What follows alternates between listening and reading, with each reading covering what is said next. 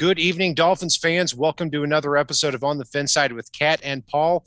Follow us on Facebook, Twitter, Spreaker, all of our social media outlets, and the finfanatic.com website, and as well as the Fansided Network.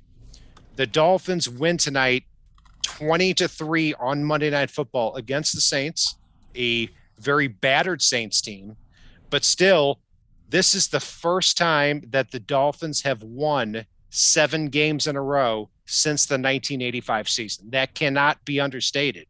And before we get into the show and we talk about the rest of the Dolphins' output here, I have to give a heads up to my co-host here, because when the Dolphins were 1-7, Paul Pickin gave the heads up to the rest of our fan base that the Dolphins had a little bit of a weaker schedule coming up, and now they've won 7 in a row. Yeah, I got annihilated for that. Worse than anything I've ever seen on this show. Yeah, it was pretty cool. And you know me, if I feel I'm right, I don't really care what people have to say. We've been down this road before. That's for sure. But at the same time, looking at the Dolphins' schedule, looking at where records lay in the AFC East at that point in time, and the AFC itself at that point in time, crazier things had happened, and I think I used that exact phrase.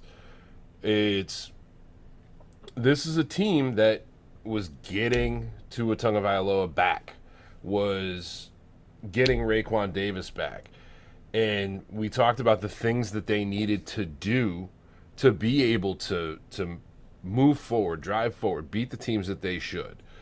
And they started doing those things. They started using that cover zero exotic look that confuses opposing offenses. They started using that intermediate game with Tua and taking advantage of his accuracy. They started doing a lot of things out there that, granted, we've all heard all this nonsense, and Brian Griese certainly tried to beat it into our skull tonight about who the Dolphins have or haven't beat.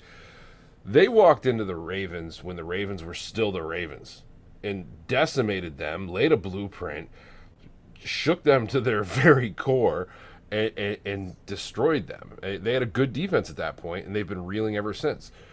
Carolina Panthers had a good defense at that point, even if they were reeling on offense, and Miami made a mockery of those guys. So they haven't just beaten a bunch of nobodies. And you want to pull out this whole, the Saints had 22 people on COVID. They had like 5 or 6 guys on their practice squad on the COVID list.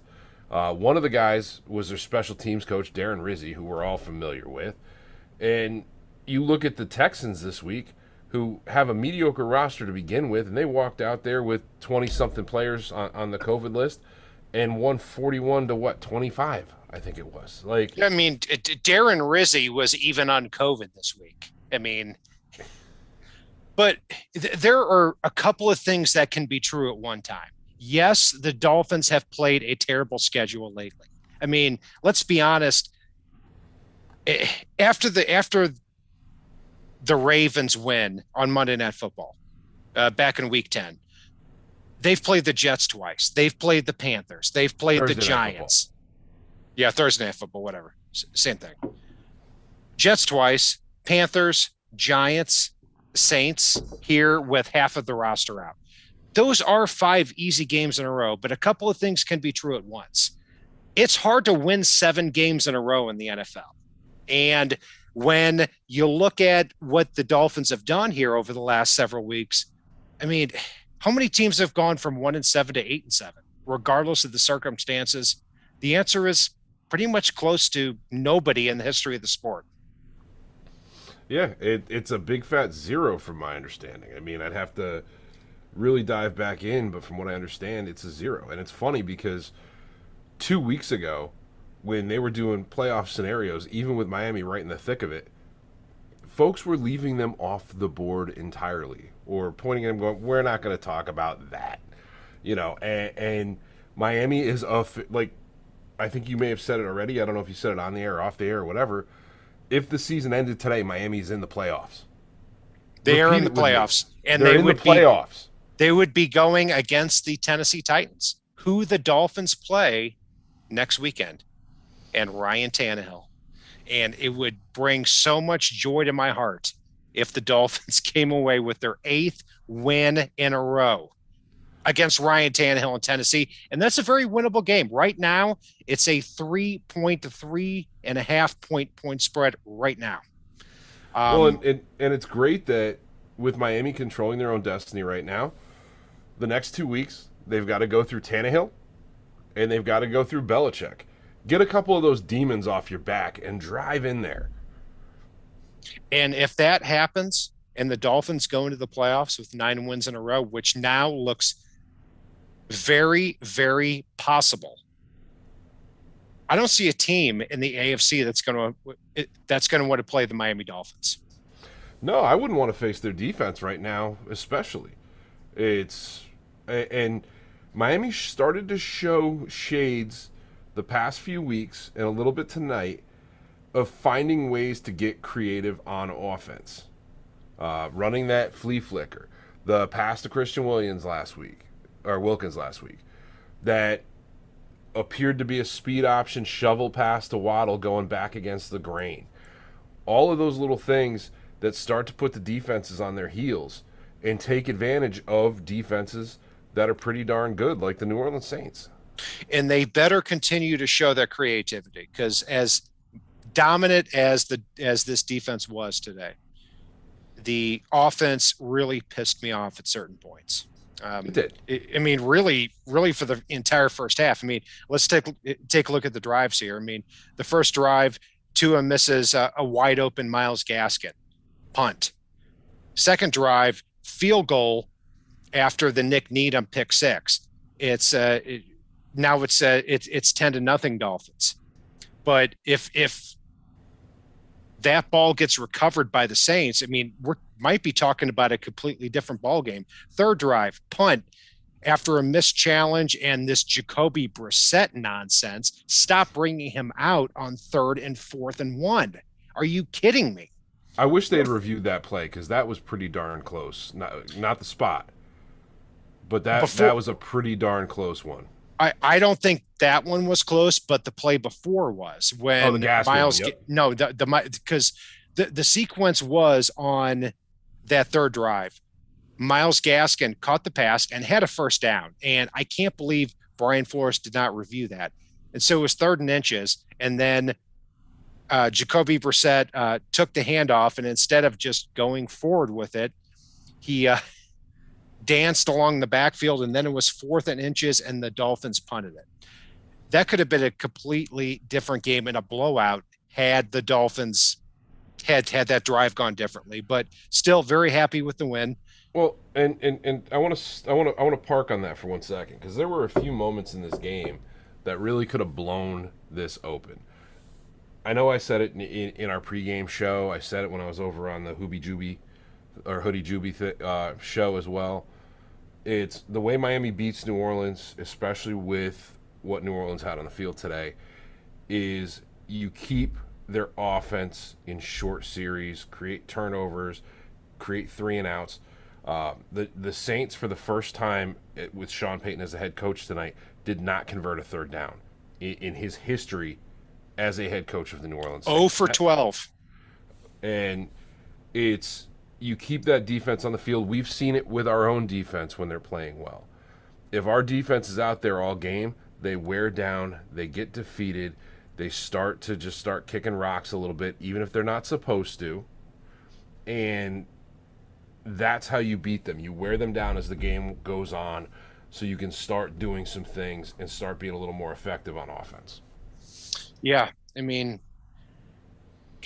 and after that third drive, the Dolphins' fourth drive, when they were up 10-0, the Dolphins had the ball 3rd and 2, and it was a clear first down, and the refs called a flag on Liam Eichenberg when Eichenberg didn't even touch the defensive end.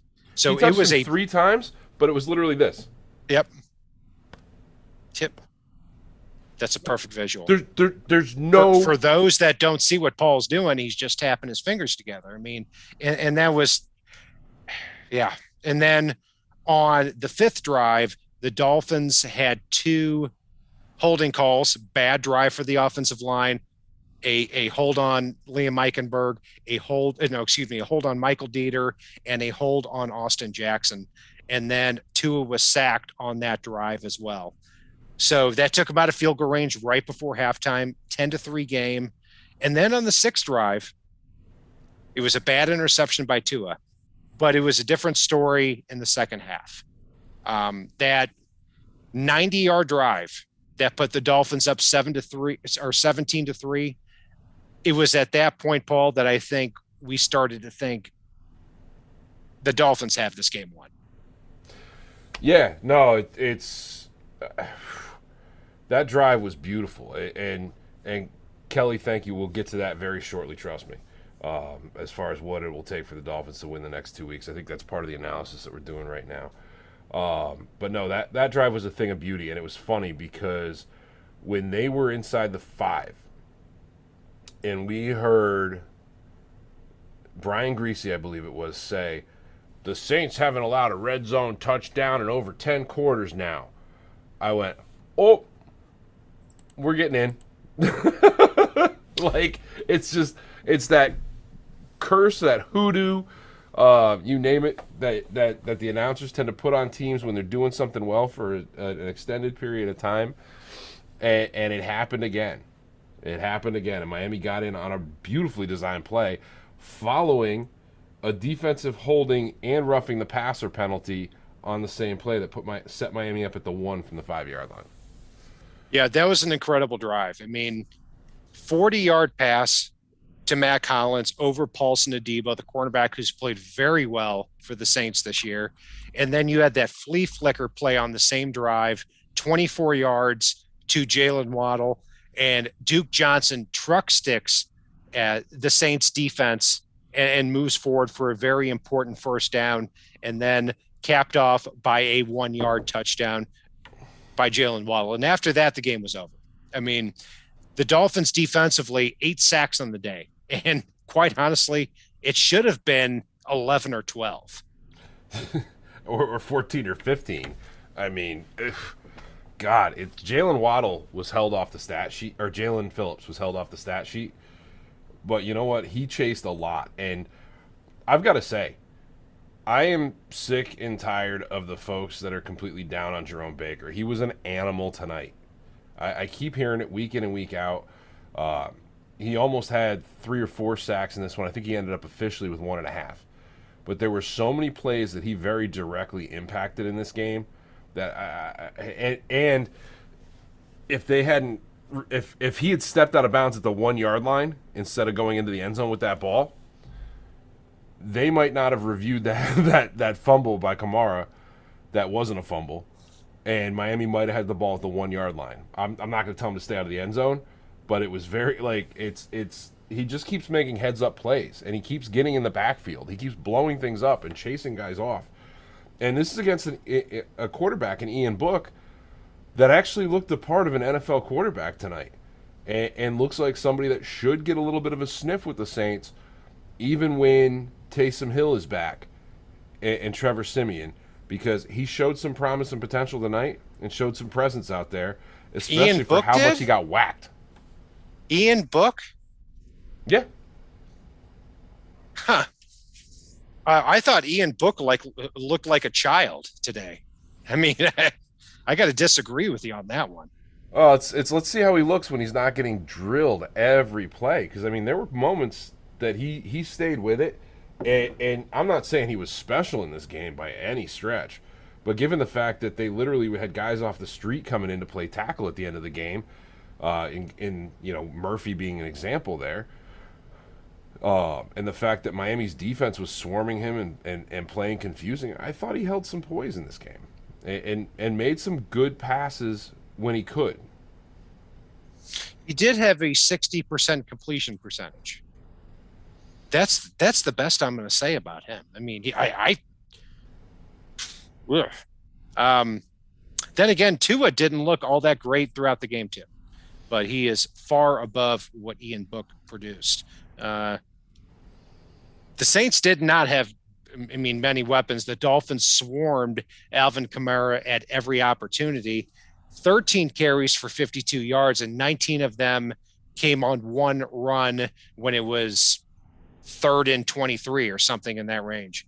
So, yeah, the Dolphins' run defense did incredibly well, and they put heat on the quarterback all freaking day. And if you take out a 56-yard catch by little Jordan Humphrey against Byron Jones late in the game when the game was out of reach, I mean, not many catches against Xavier Howard and Byron Jones. No, and boy, Xavier Howard, when they did catch one near him, sure seemed to make people pay today. I think he was reading all those comments about the missed tackle last week that was bad because he was playing physical when anybody came near him with the ball in their hands tonight. Xavier Howard had a sack tonight. I can't remember the last time I saw that on a stat sheet. It seems I think it's been 3 years. After all we saw tonight, Xavier Howard had a sack. Andrew Van Ginkel and Jalen Phillips did not, even though they seemed like they were all over the field and were pressuring the quarterback at all times. And Andrew Van Ginkel, by the way, was 100% responsible for that pick six early in the game because the ball was redirected from the hands of Ian Book and right into the hands of Nick Needham. That is 100% on Andrew Van Ginkel. Good for him. He never seems to show up in the stat sheet this year, but he affects so many things. He does. He really does. I mean, he and Jalen Phillips. Did Van Ginkel show up in the stat sheet at all? Yeah, he did. He had 2 tackles, but it's between the two of them. That's 2 tackles, but they seem to impact so many plays. Like you said, the deflected ball early on to Nick Needham, allowing him to get that defensive touchdown early. God, it's when they showed how many times Ian Book got hit, knocked down, pressured, rushed, sacked. Good Lord. Like I'm surprised he made it to the end of the game. Yeah. I'm with you on that. And so Paul, let's get to our grades here. Yes. At quarterback, Tua on the stat sheet, it looks pretty decent. 19 for 26, 198 yards, a touchdown, an interception. I would argue that the touchdown was a flip pass to Jalen Waddle, and the interception was really bad at a time where it really could have hurt the Dolphins too. Had some ups and downs. And quite honestly, I don't think it was good enough. And I'm going to tell you this right now. Next week, the Dolphins are going to go into Tennessee, and they're going to face Ryan Tannehill and the Tennessee Titans in an opportunity to knock off the number 2 seed and win their 8th straight game. If we see what we saw here today over the last 2 games with Tua, it's not going to be good enough. If Ryan Tannehill looked as good as he did against the 49ers once he got A.J. Brown back, Tua will be out-dueled by Ryan Tannehill next week if that happens. And I am not going to sit back and say that that's okay if the Dolphins don't win their 8th straight game next week. So I'm going to say this is a C- game, the same grade I gave him last week. So I'm not going to go as low as you on this one. Yes, that touchdown was on a designed shovel pass to Jalen Waddle. But if you look back and start taking away for shovel passes, Brett Favre might as well erase the last 8 years of his career. You start going down the list of, you look at the things with the Bills beating the Patriots this week and the kudos and love Josh Allen got for taking over a drive by making some shovel passes when it counted. And I'm not saying Tua is Josh Allen right now, but the interception was bad. But then you look at where he put the ball on that Mac Hollins throw. He and Mac Hollins have a rapport. I keep saying it. I want to see Hollins on the field more. It's, I would have liked to see a little more Devontae Parker tonight. I would have liked to see a little bit more of or any of Devontae Parker in this game. You know, but at the same time, shovel passes still count as passes. I'll take it. I can give Tua a B minus here. I'm not saying he did anything special in this game, but he didn't do anything to lose the game in this one, and that's where, you know, the only thing that I wish he wouldn't do that he did tonight, other than that one weird throw that he seems to have once a game, is I think he got a little bit of that angry runs in his head from last week, and he tried to do it tonight, and it really didn't work. I will say this. The second drive for the Dolphins, when they went up 10-0, if that fumble that he had that was ricocheted 20 yards back, if that would have been recovered by the Saints, it would have been a completely different game. And the Dolphins may not have scored a point in the first half. And it's got to be better the next 2 weeks. And I'm hopeful that he's going to play better. But this was not good enough. And in the second half, he played better. But that's it. Cat, I got to ask you here, because it's something I saw in the chat. Do you feel I'm making excuses for Tua? Because I don't think I made any excuses, per se. I just gave reasons why I'm not as down on him, even though I think he does need to improve. A B minus is a needs to improve grade, correct? I mean, I think you're grading a little bit more on the curve for him, but I didn't hear an excuse you were making. Okay. Just curious. We're good. All right. Running backs. Phillip Lindsay and Duke Johnson, I feel, are between the tackles against this Saints defense that, look, heading into this game, the Saints defense were allowing 3.65 yards a carry to opposing running backs for the season, by far the best in the league. 3.29 yards a carry to opposing starting running backs heading into this game. Duke Johnson and Phillip Lindsay right around that 3 yards per carry mark. And I felt like they were getting, you know, what was there, what was blocked. And there were a lot more 2nd and 5, 2nd and 7s, as opposed to those 2nd and 13s that we saw under Myles Gaskin over the previous several weeks. So,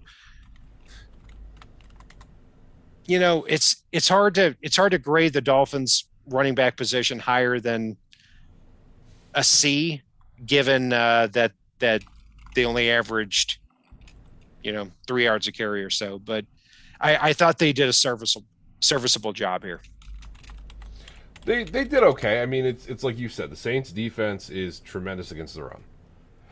And I'm not going to say our running backs were anything special. I was reading something when you gave your grade, so I'm totally coming out of mine with no impact on what you said grade-wise. For me, however, I think while they had some good runs when it counted, I still think we need to improve a little bit in our running game, despite the fact that we went against a good defense. And really, we could have put this away with our run game if we could have got them rolling here. For me, I've got to go with a C minus in this one. I think Duke had some nice runs. Lindsey was okay tonight for me. And then Gaskin was Gaskin. So it is what it is. And Kelly, Titans are the team to worry about right now than the next one up. The Patriots are reeling a little bit right now. Why are people saying in the chat that I'm disrespecting the Saints defense? Like I'm not sure the pathway to that. I'm just giving the facts concerning that. So anybody that wants to speak up, go ahead and do that. At receiver, Jalen Waddle is now 5 catches away from breaking Anquan Bolden's record for all-time receptions in a season. And it's very well-deserved when you see this game. To me, he was the star of this game. The separation that he got was fantastic. And if you look on the season now, 96 catches, 944 yards, 6 touchdowns. Devontae Parker didn't have a catch today. But also, too, the design of the Saints defense is to have Marshawn Lattimore take a Devontae Parker out of the equation. And I've got to look at the film a little bit more and see if that was actually the case tonight. Uh, and see how many snaps Parker played too. Mike Gesicki had 3 catches for 22 yards and wasn't a big part of the game plan. It looked like Durham Smythe was a bigger part of the game plan tonight. So as far as the receiver unit is concerned, I've got to grade them at I'm going to go with a C plus for them because of Jalen Waddle and the catches he made, and that Mac Hollins reception was the play of the game, that 40-yard catch. It was, and after you run down the list, the tight end position, we had 6 receptions for 53 yards in this one. Jalen Waddle had the 10 for 92 and a touchdown to tie Jerry Rice's rookie receiving record on Monday Night Football with 10 receptions. He's rapidly closing in on the individual rookie receiving record, at least for total receptions, as you pointed out. Mac Hollins came up key yet again.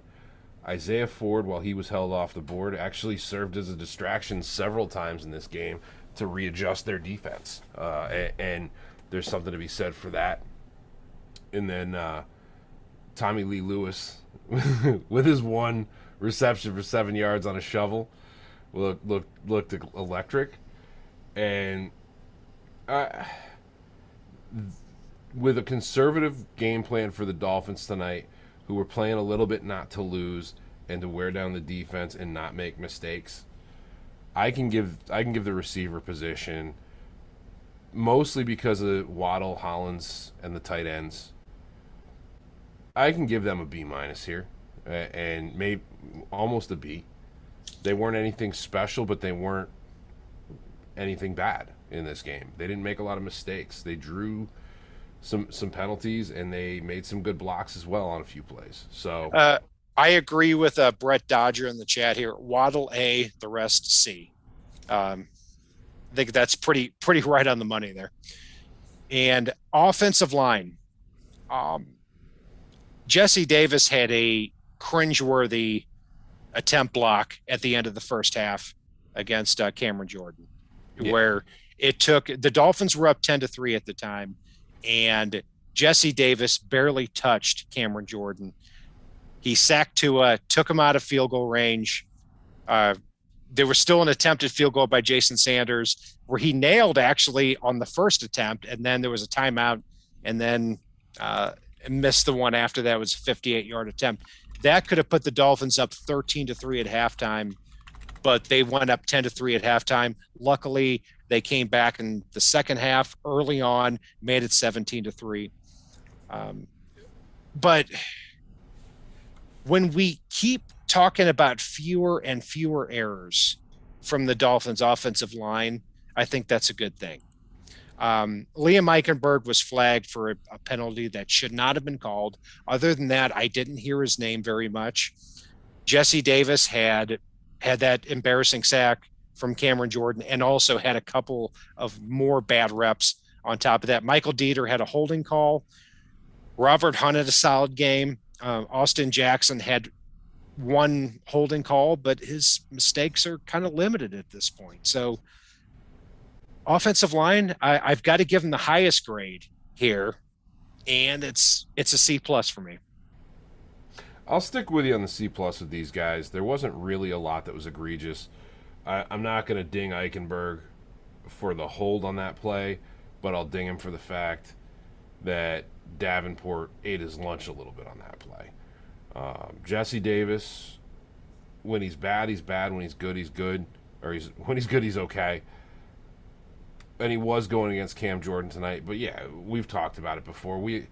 There's no secret here that Jesse Davis needs to be upgraded this offseason. And I'm pretty sure he will be, or at least they'll attempt to do so. But I agree. Overall, the offensive line played well. They didn't do as great of a job opening up holes in the run game. But, again, the Saints' defense is a very good defense. And even missing a few players.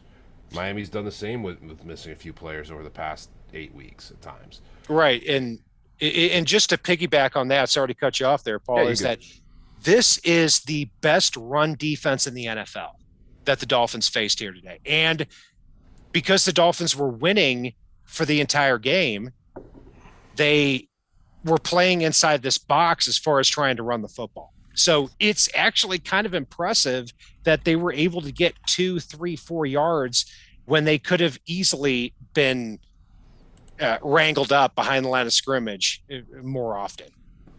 Yeah, absolutely. And you look back, God, how many sacks? I don't have it right in front of me. I was hoping you were going to be a little more long-winded there for a second.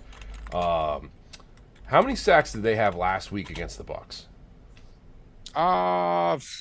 I think not as many as you'd think. I'm trying to remember now. I believe they had 5. I believe they had 5. So against arguably one of the better offensive lines in the NFL, against Brady, who's very good at getting the ball out quickly against the blitz, etc., they had 5 sacks last week. I'm just double checking as we speak, but they had 5 sacks, and they came in against Miami tonight and had 3.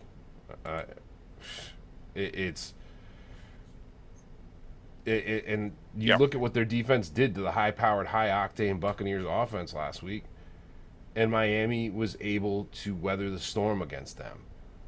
It's absolutely a scenario where we can ding the offensive line all day, but they played better than the Buccaneers' offensive line did against the Saints.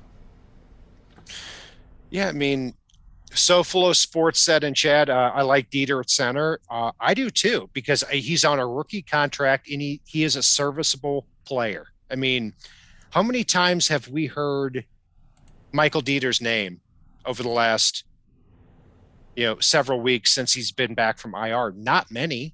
I mean, he had a holding call today, but other than that, I think he's a good player, and that was his best position at Wisconsin too. So I'm looking forward to seeing him throughout the rest of the year as well. Defensive side of the ball, Paul, now it's time to have a little bit of fun. 8 sacks. Huh. I mean, yes, sir. Yeah, I don't care who you play. When you go on Monday Night Football and you have 8 sacks and you hold the opposing team to 3 points, and Sean Payton, who is regarded as a genius play caller, you hold anybody that he's coaching on the offensive side of the ball, even though he's had, Taysom Hill, Trevor Siemian, Jameis Winston, you hold them to 0 for 12 on third down. That's impressive. Yeah, no, and God, our D-line played so well tonight. Emmanuel Ogbah threw down 2 sacks. Zach Sealer was all over the field in this one. And Christian Wilkins continues to be the guy that I said probably should have been looked at in that Pro Bowl conversation, which, I'm willing to admit when I was wrong. If I want to gloat, I got to admit when I was wrong, and I wasn't sold on Wilkins at the beginning of the year this year, and he's stepped up and become every bit the player we were waiting for him to be with, I think it was the 13th overall pick a couple years ago. Raekwon Davis was an animal tonight. I mean, you go up and down that defensive line, and they were everywhere. They smothered Kamara. There were a couple of plays I saw Ogbah or Phillips or whoever was on the D-line dropping into coverage and preventing some of those screens that we all know Sean Payton loves. So, yeah, I am going to give the D-line for the first time all year an A+ in this one. I'm going to match you on the A+, and that's my first A+ of the year too. And I don't give those out lightly. I mean, I'm going to make my Home Alone face. Like, it's Emmanuel Ogbah was he had 2 sacks. He should have had more. Jalen Phillips is not somebody who's going to whip around the edge and get sacks. He is going to cover a lot of ground out there on the edge. And that's in pass rush situations. That's in run defense. I'm shocked that he has 8.5 sacks this year. Zach Sealer was a monster. I agree with John Gordon in our chat here on that. Raekwon Davis gets his first sack of the year, actually half a sack. And his first half a sack, he could have. And that's his first sack in his career. believe it or not, which sounds kind of weird. And Christian Wilkins not only gets a sack, but also draws that penalty where Alvin Kamara comes up and punches him in the back of the head. Like, what are you doing? I mean, you know what he was doing? He stole Alvin Kamara's towel off his waist while he was walking away. yeah, so he baited him into that, and then that allowed Alvin Kamara comes up and punches him in the back of the head in the next play. The mind games that Christian Wilkins has played, that elevates the grade to an A+ for me. That, you know, when I was thinking between A and A+, that was the difference for me. When's the last time you saw not a really, tackle slash DN get completely up in Alvin Kamara's head? Never. I mean, usually Alvin Kamara is not in the same space as a defensive tackle, but he was tonight, and he punched somebody in the back of the head who was Christian Wilkins. Incredible. Zach Sealer was a monster. And I mean, this is the most underrated player in the NFL as far as I'm concerned. This defense came out tonight, and I know we're talking about just the D-line right now, but I'm going to say this across the defense. This defense came out to be a bunch of bullies tonight in a way that I absolutely love. And they don't do it with cheap shots. You can see that they're having fun. You can see that they play for each other, and they're playing well. And, oh, God. It's so much fun to watch this defense play. I really hope they can re-sign Agba this offseason and maybe grab a linebacker to replace a Landon stupid Roberts. The one thing that bothers me every time he's on the field. But outside of that, like, this defense could come back practically intact next year. And with the Dolphins having 70 mil, or if you re-sign Agba, you're talking about probably just north of 60 million to play with on offense. Holy crap. And now Agba has 9+ sacks for the second year in a row with the Dolphins, and is probably going to, you would have to think, get to double-digit sacks over the next 2 games. So, yeah, I mean, he's gonna cost a pretty penny, and he's worth it too. Adam Butler, we haven't even talked about. I mean, still a pass rush presence on the inside. The Dolphins go 6 or 7 deep on their defensive line. At linebacker, you talked about Jerome Baker. Andrew Van Ginkel had that play early in the game. Doesn't have the stat sheet glamour, but is all over the field. And when you face somebody like Alvin Kamara, who can really run away from people, but still in this game, 13 carries for 52 yards, and 19 of them came on one rush against basically a prevent defense. Yeah, and what did he have receiving today? I mean, not much. I mean, he had let me pull. I got it right here. Receiving, he had 2 catches for 7 yards. Yeah, that's holding Alvin Kamara, the focal point of the Saints offense by far, to 59 total yards, 19 of them on one rush. That's a hell of a job, and that is a testament to the job the linebackers did. So even though, well, they did make big plays here. I mean, Jerome Baker had a couple of sacks. Jerome Baker was a monster tonight. Yeah, so I'm going to go with an A- for him. I am right there with you on the A-, actually. Landon Roberts had a couple of goofy plays, and really outside of Jerome Baker, I loved what Andrew Van Ginkel did, even though he didn't pack the stat sheet. Jalen Phillips moved around a little bit, but most of his impact came on the defensive line.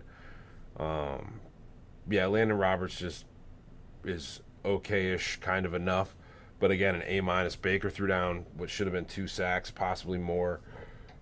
Was all over the field, was a big part of limiting Kamara. I'm comfortable with an A- for these guys.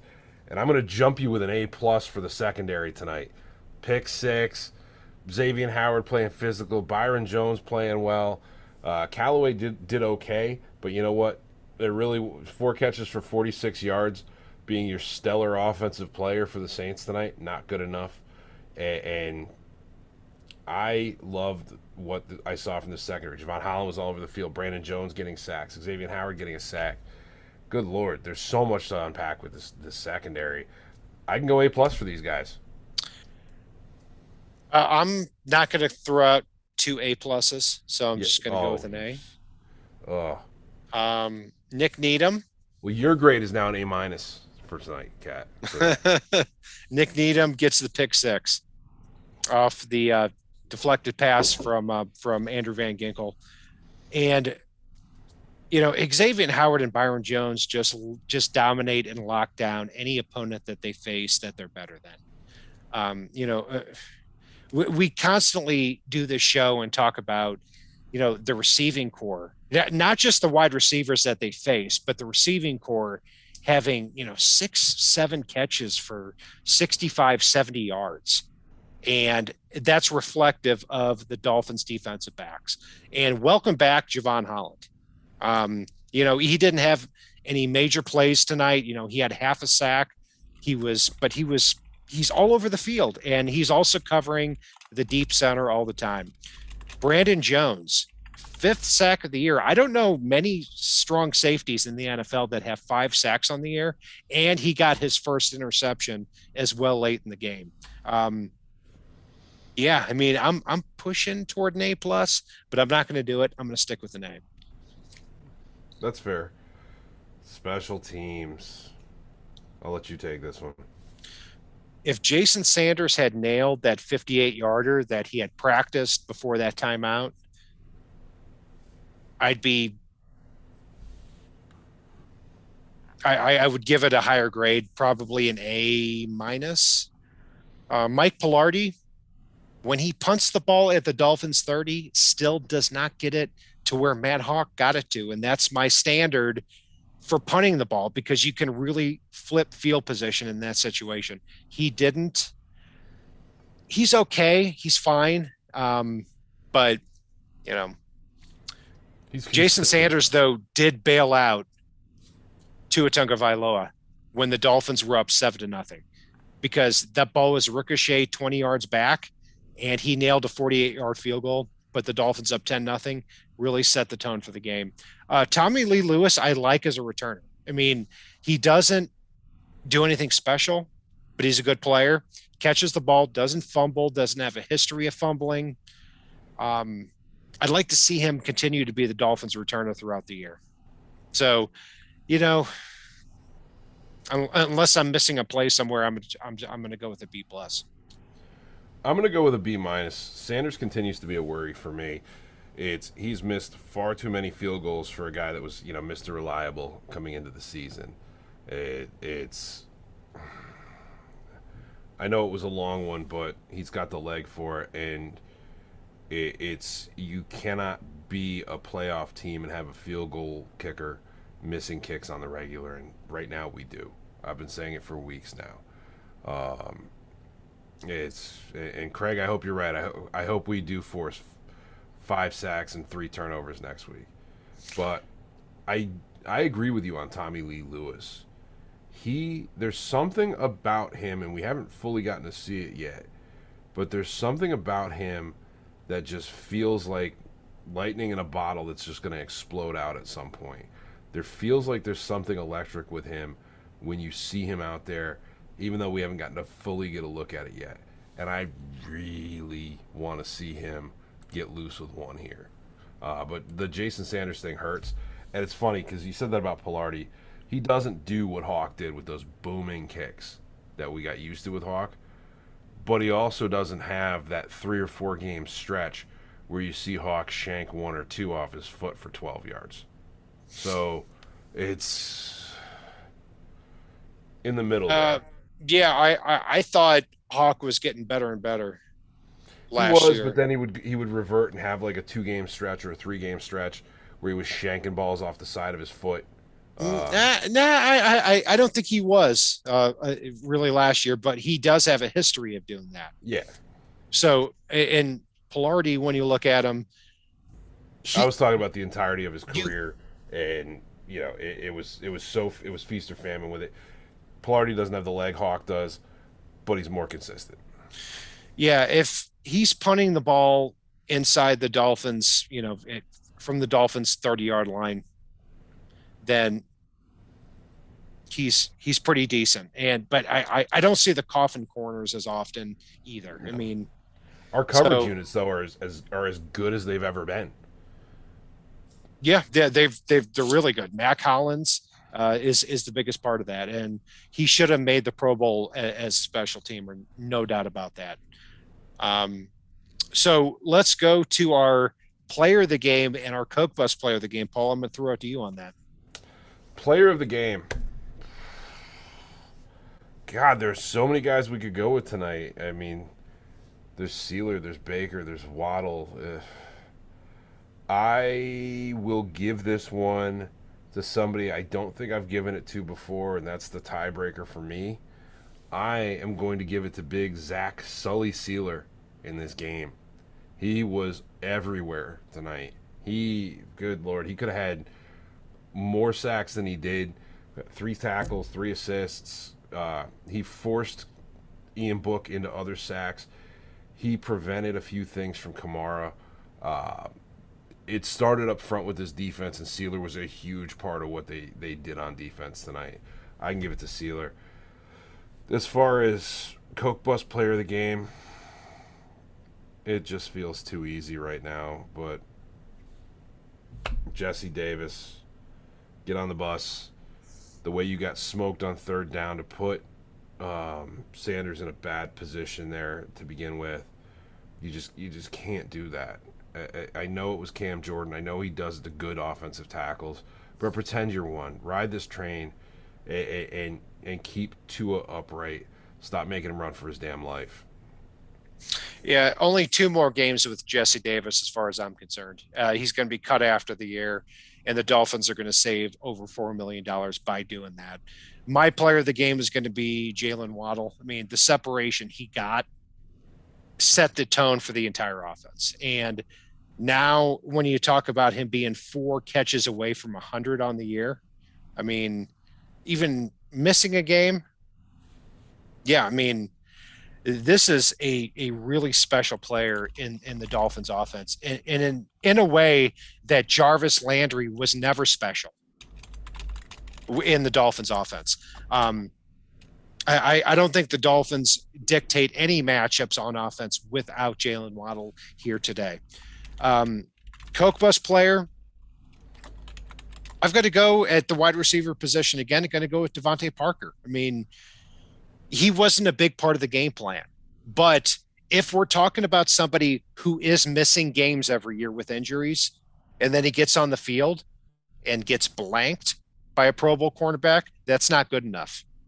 Parker I got to go back and look at, because I don't know how much help they were giving on his way. I'd really have to go back and look at it in this one.